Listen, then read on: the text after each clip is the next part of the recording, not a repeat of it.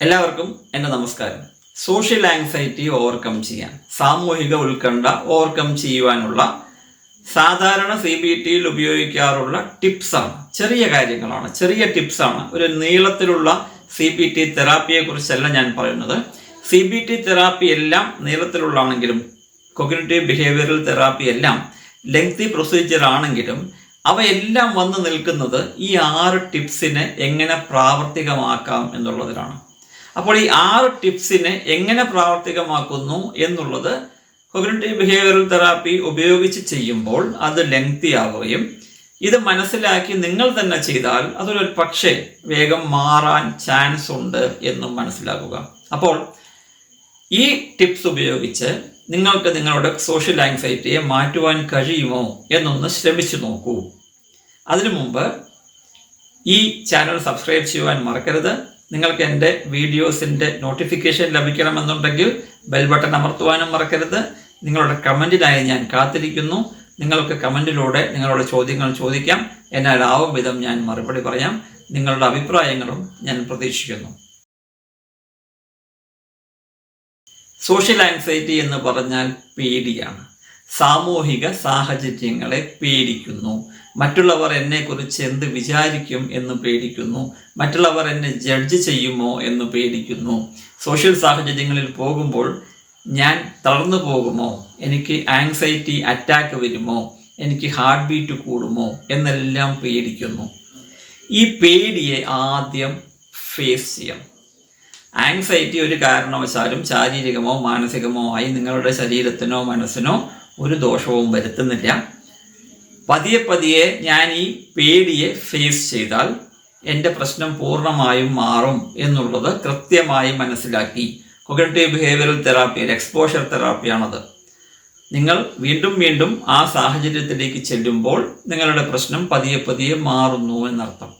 ഇത് നിങ്ങളായിട്ട് ചെയ്താൽ മതി. Face the fear. പേടിയെ ഫേസ് ചെയ്യുക, മുന്നോട്ട് പോവുക. പതിയെ പതിയെ മാറും എന്ന് ഉറപ്പിച്ചുകൊണ്ട് പോവുക. ഉടനടി മാറില്ല. നിങ്ങൾക്ക് പ്രശ്നങ്ങൾ വരും, ഈ സിംറ്റംസ് എല്ലാം വരും. പക്ഷെ പേടിക്കാതെ മുന്നോട്ട് പോവുക എന്നർത്ഥം.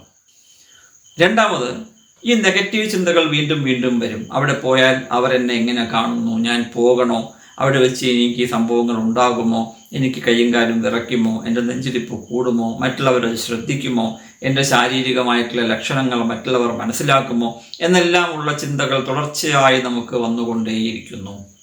ഈ ചിന്തകളെല്ലാം കൃത്യമായി എഴുതി വെച്ച് ആ ചിന്തകൾക്ക് കൃത്യമായ മറുപടി കൊടുക്കണം. ഓരോ നെഗറ്റീവ് ചിന്തകൾക്കും നമ്മൾ കൃത്യമായ മറുപടി. എനിക്ക് വീണ്ടും ആ ലക്ഷണം ഉണ്ടാകുമോ, ഉണ്ടാവാൻ സാധ്യതയുണ്ട്, പക്ഷേ എനിക്കൊന്നും സംഭവിക്കില്ല എന്ന് ഉറപ്പുള്ളത് കൊണ്ട് ഞാനതിനെ ഫേസ് ചെയ്യാൻ തയ്യാറാണ് എന്ന് എഴുതി വയ്ക്കുക. മറ്റുള്ളവർ എന്നെക്കുറിച്ച് എന്ത് വിചാരിക്കും എന്നുള്ള ചോദ്യത്തിന് മറ്റുള്ളവർ എന്നെക്കുറിച്ച് എന്ത് വിചാരിച്ചാലും എനിക്കതൊരു വിഷയമല്ല, ഞാൻ ഫേസ് ചെയ്യാൻ തയ്യാറാണ് എന്നെഴുതുക. ഓരോ നെഗറ്റീവ് ചിന്തയ്ക്കും അതിന് തക്കതായ മറുപടി നിങ്ങൾ ഡയറിയിൽ എല്ലാ ദിവസവും എഴുതി വെച്ച് ഈ ചിന്തകളെ റീസ്ട്രക്ചർ ചെയ്യുവാൻ ശ്രമിക്കുക. കോഗ്നിറ്റീവ് റീസ്ട്രക്ചർ എന്ന് പറഞ്ഞ സ്റ്റെപ്പാണ് അത് CBTയിലെ. മൂന്നാമത്, സോഷ്യൽ ഇൻറ്ററാക്ഷൻസ് ഇടയ്ക്കിടയ്ക്ക് നടത്തുക.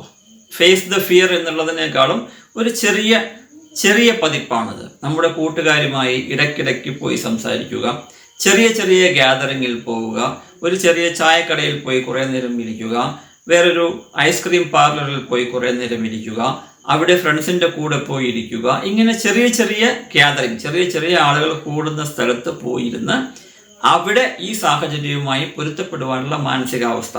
ഇതും എക്സ്പോഷർ തിയറി തന്നെയാണ്, എക്സ്പോഷർ തെറാപ്പി തന്നെയാണ്. ഒരല്പം കുറഞ്ഞ രീതിയിലുള്ള എക്സ്പോഷർ എന്നർത്ഥം.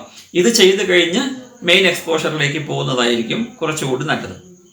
നാലാമത്, എനിക്ക് പ്രശ്നങ്ങളുണ്ട്, പക്ഷേ ഞാൻ കോൺഫിഡൻ്റ് ആണ്, എനിക്കിത് മാറ്റുവാൻ കഴിയും. മറ്റുള്ളവരുടെ മുമ്പിൽ എനിക്ക് സംസാരിക്കാൻ മടിയൊന്നുമില്ല. മറ്റുള്ളവർ എന്നെക്കുറിച്ച് എന്ത് വിചാരിച്ചാലും എനിക്ക് പ്രശ്നങ്ങളൊന്നുമില്ല, ഞാൻ കോൺഫിഡൻ്റ് ആണ് എന്നുള്ള യാഥാർത്ഥ്യം, സത്യാവസ്ഥയാണ്, അതിൽ കള്ളത്തരങ്ങളൊന്നുമില്ല എന്ന് യാഥാർത്ഥ്യം ഒരു സെൽഫ് അഫർമേഷൻ പോലെ കൃത്യമായി മനസ്സിൽ പറഞ്ഞുകൊണ്ടിരുന്ന് അത് പ്രാവർത്തികമാക്കാൻ ശ്രമിക്കുക. എന്തെങ്കിലും കാരണവശാൽ നിങ്ങൾക്ക് ഈ സോഷ്യൽ സാഹചര്യങ്ങളിലോ ചെറിയ ഗ്യാതറിങ്ങിലോ എവിടെയെങ്കിലും എന്തെങ്കിലും പ്രശ്നങ്ങൾ ഉണ്ടാവുകയാണെങ്കിൽ, ഈ സിംറ്റംസ് വരുന്നു എന്ന് തോന്നുകയാണെങ്കിൽ ഒന്ന് റിലാക്സ് ചെയ്ത് പോസ് ചെയ്ത് ഒന്ന് സമാധാനിച്ച് ഡീപ്പായ ബ്രീത്തുകൾ കണ്ണടച്ച് ഡീപ്പായി ബ്രീത്ത് ചെയ്യുക. എന്നിട്ട് എണ്ണുക, കൗണ്ട് 20 മുതൽ 1 വരെ എണ്ണുക. അതല്ലെങ്കിൽ 30 മുതൽ 1 വരെ എണ്ണുക. ബ്രീത്തിങ് ചെയ്തുകൊണ്ട് തന്നെ ഉപയോഗിക്കാം. ഗ്രൗണ്ടിങ് ടെക്നീക്ക് എന്ന് പറയും. ഗ്രൗണ്ടിങ്, ടെൻഷൻ വല്ലാതെ കൂടുമ്പോൾ ടെൻഷൻ്റെ ശാരീരിക ലക്ഷണങ്ങളിൽ നിന്നും ഒന്ന് മാറി ചിന്തിക്കാൻ നമ്മളെ സഹായിക്കുന്ന ഒരു ടെക്നീക്കാണ് ഗ്രൗണ്ടിങ്. ഗ്രൗണ്ടിങ് പലതരത്തിലുണ്ട്. ഒരു ഉദാഹരണം ഞാനിത് പറഞ്ഞു എന്ന് മാത്രം. നിങ്ങൾക്ക് മറ്റ് ഗ്രൗണ്ടിങ് ടെക്നീക്സും ഗൂഗിളിൽ സെർച്ച് ചെയ്താൽ കിട്ടും. ഡീപ്പായിട്ട് ഗൂഗിളിലേക്ക് പോകരുത്. ഞാൻ പറയുന്നത് പോലെ ചെയ്തു നോക്കൂ, തീർച്ചയായും മാറ്റങ്ങൾ ഉണ്ടാവും. അടുത്ത പ്രധാനപ്പെട്ട പോയിന്റ്, 6ാമത്തെ ടിപ്പ് എന്ന് പറയുന്നത്, നിങ്ങൾക്കൊരു പ്രശ്നമുണ്ട്. അതിൻ്റെ പേരാണ് സോഷ്യൽ ആങ്സൈറ്റി. അതുകൊണ്ടാണ് നിങ്ങൾ ബുദ്ധിമുട്ട് അനുഭവിക്കുന്നത്. സാരമില്ല, കുറച്ച് ദിവസം കഴിയുമ്പോൾ ഞാൻ തന്നെ ഇതിനെ പതിയെ മാറ്റിയെടുക്കും. ഞാൻ കഴിവില്ലാത്തവനൊന്നുമല്ല. എനിക്ക് എൻ്റേതായിട്ടുള്ള കഴിവുകളുണ്ട്, എനിക്ക് എൻ്റേതായിട്ടുള്ള ഗുണങ്ങളുണ്ട്, എനിക്കൊരു ചെറിയ പോരായ്മയുണ്ട്, സോഷ്യൽ ആങ്സൈറ്റി. സാരമില്ല, ഞാൻ അതിനെ മാറ്റിയെടുത്തോളാം.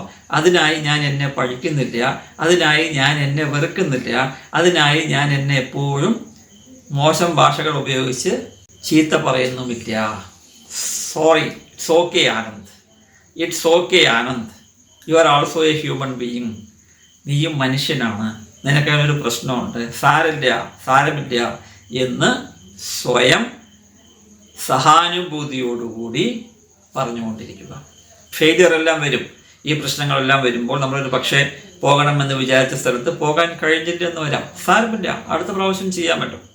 ഫെയിലിയറിനെ മാത്രം മനസ്സിൽ കൊണ്ടു നടന്നാൽ ഈ ടെൻഷൻ കൂടുകയാണ് ചെയ്യുക. അപ്പോൾ ബി കൈൻഡ്, നിങ്ങളോട് നിങ്ങൾ സഹാനുഭൂതി കാണിക്കുക.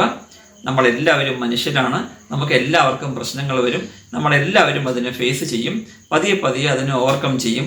അതിനുള്ള സമയം നമ്മൾക്ക് തന്നെ കൊടുത്തുകൊണ്ടിരിക്കുക. ഇതാണ് ഞാൻ പറഞ്ഞ 6 ടിപ്സ്. ഇത് നിങ്ങൾ ഭംഗിയായി ഉപയോഗിച്ചാൽ CBTയിൽ പറയുന്ന കാര്യങ്ങൾ തന്നെയാണ്. ഞാനത് നേരിട്ട് നിങ്ങൾക്ക് ഉപയോഗിക്കാൻ വേണ്ടി തരികയാണ്. ഒന്ന് ശ്രമിച്ചു നോക്കൂ. അങ്ങനെ പറ്റുന്നില്ലെങ്കിൽ നമുക്ക് CBT ആയിട്ട് തന്നെ ഇതിനെ മാറ്റിയെടുക്കാം. എന്തായാലും ഒരു കാര്യം ഞാൻ ഉറപ്പായി പറയുന്നു, ഈ ആങ്സൈറ്റി സിംറ്റംസ്, സോഷ്യൽ ആങ്സൈറ്റിയുടെ ലക്ഷണങ്ങൾ കൊണ്ട് നിങ്ങളുടെ ശരീരത്തിനോ മനസ്സിനോ ഒരു കുഴപ്പവും ഉണ്ടാവാൻ പോകുന്നില്ല. സോഷ്യൽ ആങ്സൈറ്റി പൂർണ്ണമായും ക്യൂറബിളാണ്. അതിന് തക്കതായിട്ടുള്ള ട്രീറ്റ്മെൻറ്റ്, തെറാപ്പി, മരുന്നുകൾ സഹിതം വേണമെങ്കിൽ ചെയ്താൽ നിങ്ങളുടെ സോഷ്യൽ ആങ്സൈറ്റി പൂർണ്ണമായും മാറ്റിയെടുക്കുവാൻ സാധിക്കും. ഈ വീഡിയോ കണ്ടതിൽ എല്ലാവർക്കും നന്ദി, നമസ്കാരം.